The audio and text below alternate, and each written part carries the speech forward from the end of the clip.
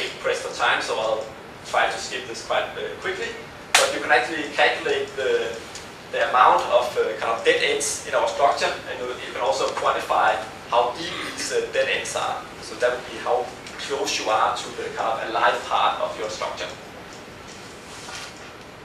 So here's just a visualization of these dead ends. So you can see that the red parts here actually represent the main pathways in our structure, and then you can see that the blue parts here are the kind of the extremities of the structures, the part of the structure that doesn't really lead anywhere else. And this is actually my sum up slide. So I'd just like to kind of give an overview of which part of this kind of whole process of actually calculating these data are actually in an automated state at the moment. So you see that the data acquisition and image alignment can pretty much be done on the microscopy side at the time. The illumination correction proceeds automatically. Then you have the segmentation, which is only semi-automatic at the moment because you need to tune parameters to actually obtain this correct evolution of these interfaces. And yeah, just to sum up, I think that this segmentation is really the critical part of this whole procedure, because this is really where we introduce bias to the whole process, because we do some kind of manual interpretation of the images. Even if we do it by hand, we still do an interpretation of which part of the structure we think is correct. So we can of course reduce this to maybe an acceptable level, but it is still going to be the only part of the whole pipeline that we can't really control. So just the acknowledgement here, I'd like to thank a lot of people for helping me in this work, and also for supplying the samples to test, and also I'd like to thank the Strategic and Chemistry Research Center for funding me doing this work. So thank you for listening.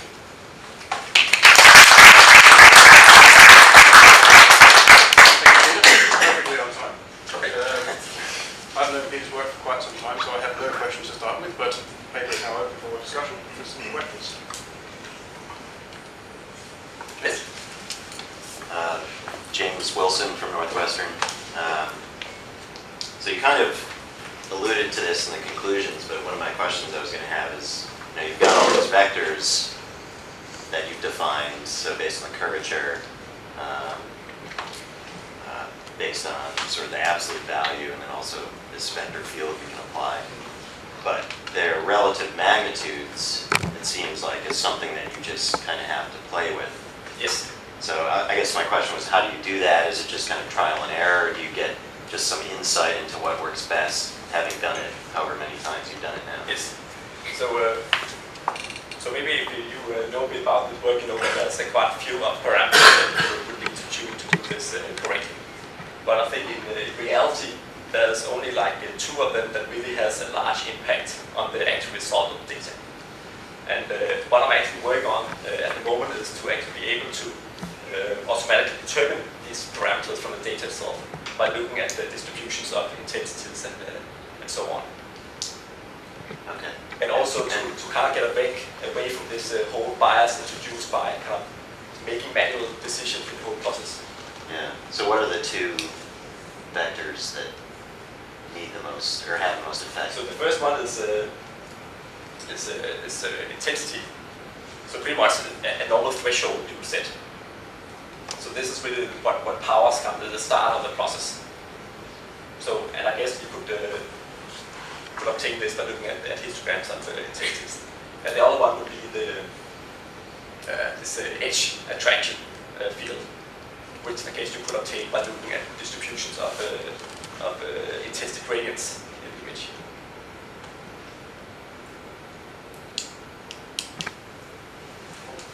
Robert Feigensen from the Sports Institute.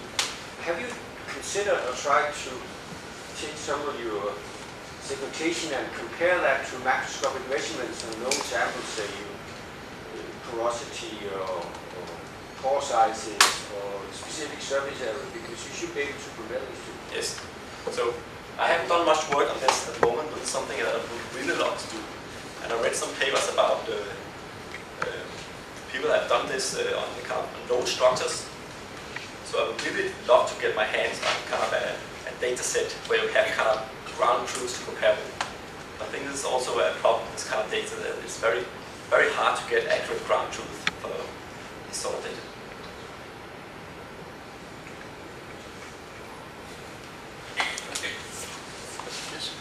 Shikazuma from the University of Tokyo. Do you have any criteria for terminating the progress of the level set function during the segmentation? Because it seems that the volume fraction changes, increases as the level set function proceeds. So, yeah.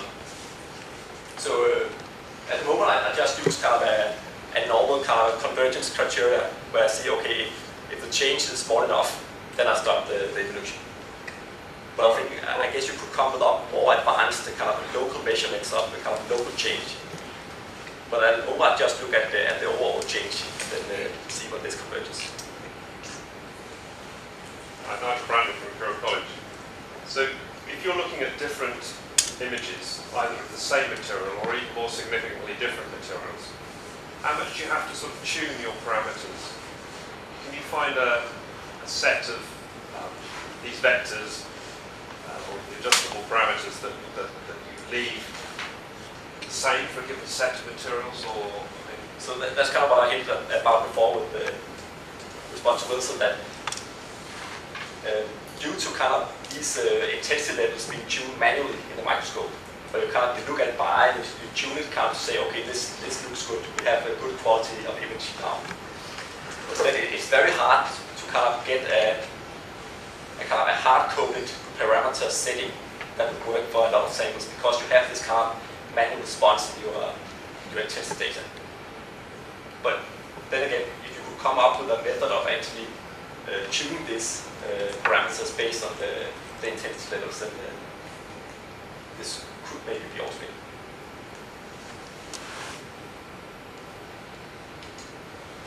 Paul Sherry from Imperial College. Do you have any techniques for extracting other geometrical parameters apart from triple phase boundary and interface? So, like particularly pore and particle size distributions.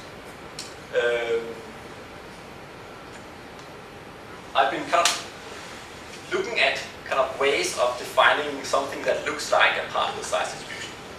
Because my main problem is that if you look at something that's pretty much just one big connected structure, it doesn't really make sense to come up with a kind of a traditional particle size distribution, because you pretty much just have one big particle.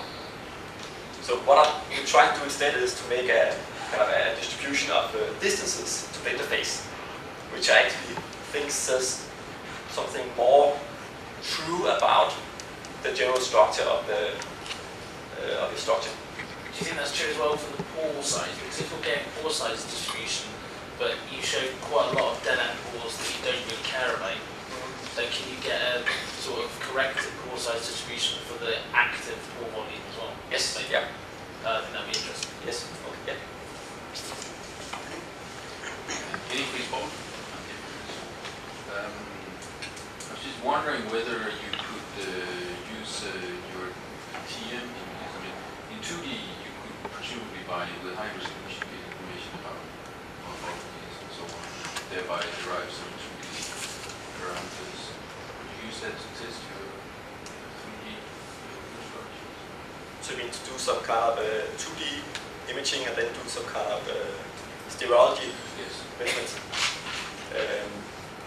Yeah, I guess you could do that, but I guess then you would have to still have the ground truth for the 2D. Maybe James might comment on that later. You've done some stereology, 3D comparisons. Yeah. There's errors depending on what you're calculating. So the simple things like volume percentage are pretty easy. When you get into TPV. We have time for 2 more questions. Scott Barnett at Northwestern. What do you do about the different resolution in the image plane and between images? Do you correct that to start out with cubic voxels? No. Actually, you can have kind of completely anisotropic voxels. It's not a bit of a problem. And also for kind of these distance maps, you can actually kind of plug just the voxel dimension into the method. Okay. So you don't really need to downsample or make it anisotropic.